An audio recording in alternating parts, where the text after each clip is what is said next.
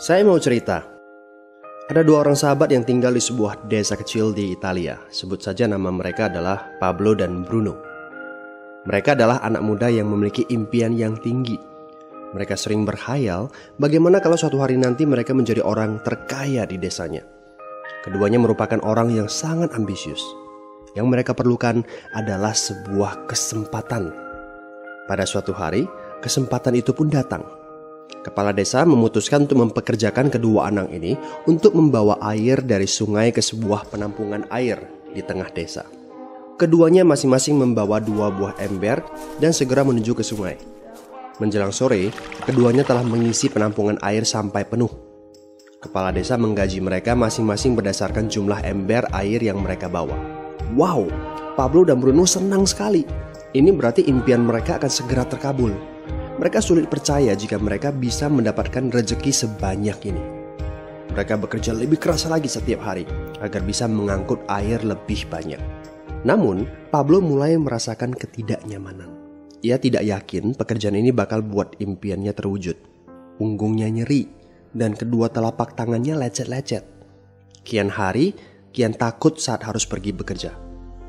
Ia pun mulai berpikir keras mencari akal bagaimana caranya membawa air dari sungai ke desanya. Aha, Pablo mendapatkan ide. Bruno, saya punya rencana.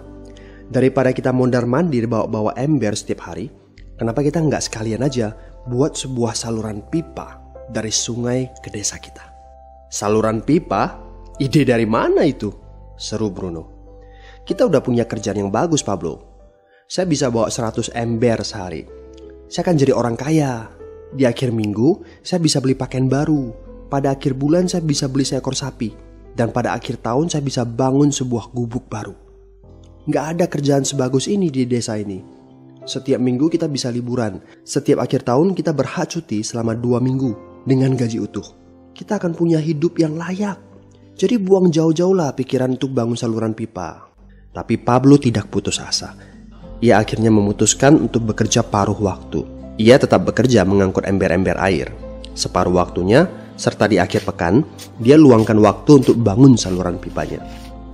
Hal itu tidak mudah. Penghasilannya otomatis menurun dan dibutuhkan waktu 1 hingga 2 tahun sebelum saluran pipanya bisa menghasilkan sesuatu yang berarti. Bruno dan orang-orang desa mulai mengejek Pablo. Dia menyebutnya Pablo si manusia saluran pipa. Bruno yang berpenghasilan hampir 2 kali lipat dari Pablo terus memamerkan barang-barang baru yang berhasil ia beli. Sapi, keledai, pakaian, sepatu baru, gubuk bertingkat 2. Bruno bisa makan mewah di kedai. Orang-orang di desa menyebutnya Tuan Bruno. Sementara Bruno berbaring santai di sore hari pada akhir pekan, Pablo terus saja menggali saluran pipanya. Pada bulan-bulan pertama, Pablo memang tidak bisa menunjukkan hasil dari usahanya. Pekerjaannya memang sangat berat, bahkan lebih berat daripada kerjaan Bruno. Karena Pablo juga harus bekerja pada malam hari. Demikian pula di akhir minggu. Tapi Pablo selalu mengingatkan pada diri sendiri bahwa impiannya dibangun berdasarkan pada perjuangan yang dilakukan hari ini. Dari hari ke hari, dia terus menggali, inci demi inci. Sedikit demi sedikit, lama-lama jadi bukit. Dari 1 inci kemudian menjadi 1 kaki. Kemudian jadi 10 kaki. Kemudian 20 kaki, 100 kaki, dan seterusnya. Bersakit-sakit dahulu, senang-senangnya kemudian. Demikian dia terus menyemangati dirinya sendiri. Sepulang kerja, tubuhnya lelah sekali. Fokus pada hasilnya. Kata-kata itu terus ia ulangi dalam hati setiap hari saat dia pergi tidur. Sementara dari bar di desa itu terdengar gelak tawa mengiringinya ke alam mimpi. Ayo, fokus pada hasil akhir. Hari berganti bulan. Saluran pipanya sudah setengah jadi. Saat beristirahat, Pablo melihat dari jauh sahabatnya Bruno yang terus saja mengangkut ember-ember. Bahu Bruno tampak semakin lama semakin membungkuk. Dia menyeringai kesakitan. Langkahnya semakin lamban akibat kerja keras setiap hari. Dia semakin jarang bersantai-santai di tempat tidur gantungnya. Dia lebih sering terlihat di bar, duduk dengan wajah letih dan murung. Saat pengunjung bar melihat Bruno, mereka saling berbisik. Hei, ini dia Bruno si manusia ember. Dia lebih suka duduk sendiri di sudut yang gelap ditemani botol-botol kosong di sekelilingnya. Akhirnya, saat bahagia Pablo pun tiba. Saluran pipanya sudah rampung. Orang-orang desa berkumpul saat air mulai mengalir dari saluran pipanya menuju ke penampungan air di desa. Sekarang, desa ini sudah bisa mendapatkan pasokan air bersih secara tetap. Pablo tidak perlu lagi membawa ember. Artinya, airnya akan terus mengalir, baik dia sedang bekerja maupun tidak. Air itu mengalir saat dia makan, saat dia tidur.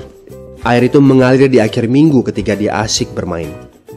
Semakin banyak air yang mengalir ke desa itu, semakin banyak pula uang yang mengalir ke kantong Pablo. Apa moral dari cerita ini? Pertanyaan yang paling penting untuk kita renungkan adalah, siapakah Anda? Seorang pembawa ember atau seorang pembuat saluran pipa? Apakah Anda hanya mendapatkan penghasilan jika Anda datang ke tempat kerjaan, seperti Bruno pengangkut ember? Atau Anda termasuk orang yang bekerja hanya sekali saja, kemudian Anda dibayar terus-menerus, seperti Pablo pembuat saluran pipa? Jika Anda termasuk orang kebanyakan, itu berarti Anda bekerja dengan menggunakan pola pembawa ember. Anda membarterkan waktu untuk mendapatkan uang. Maksudnya, bekerja 1 jam dibayar per jam, bekerja 1 bulan dibayar per bulan, bekerja setahun dibayar per tahun. Masuk akal kan? Masalahnya, dengan sistem pembawa ember, masuknya uang akan berhenti saat kita berhenti bawa ember. Artinya pendapatan kita hanya sementara alias tidak langgeng. Kalau di suatu pagi Bruno bangun dan punggungnya terasa sakit, sehingga dia tidak bisa bangkit dari tempat tidurnya, berapa uang yang akan dia dapatkan hari itu? 0 besar.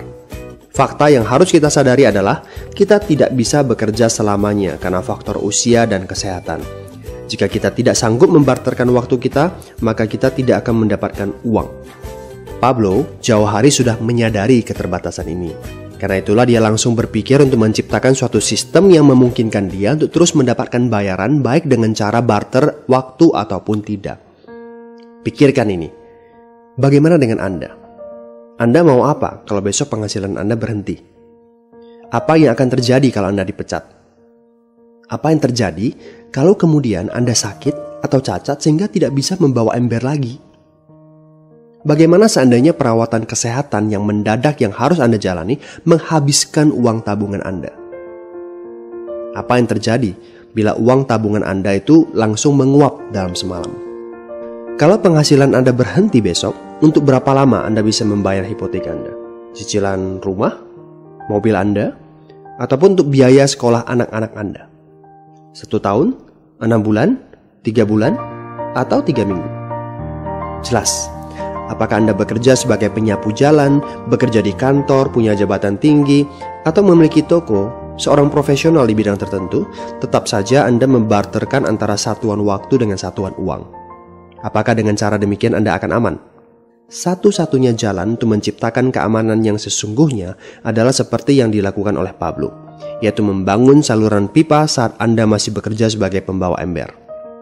Dengan membangun sebuah saluran pipa, Anda cukup mengerjakan pekerjaan sekali saja, capeknya sekali saja, tetapi Anda akan dibayar terus-menerus. Saluran pipa ini akan memberikan Anda penghasilan walaupun Anda sedang tidur ataupun Anda sedang main. Penghasilan ini juga akan terus Anda peroleh setelah Anda pensiun, pada saat Anda sedang sakit ataupun cacat sehingga tidak bisa bekerja, dan juga dalam situasi darurat. Inilah yang disebut sebagai penghasilan pasif. Anda tahu, saat ini kami sedang membangun saluran pipa yang akan memberikan penghasilan pasif. Mau tahu caranya? Hubungi teman yang meminta Anda untuk menonton video ini. Dia punya akses untuk informasi yang Anda butuhkan. Mintalah video lanjutannya, atau jika memungkinkan, bertemu langsung dengan teman Anda.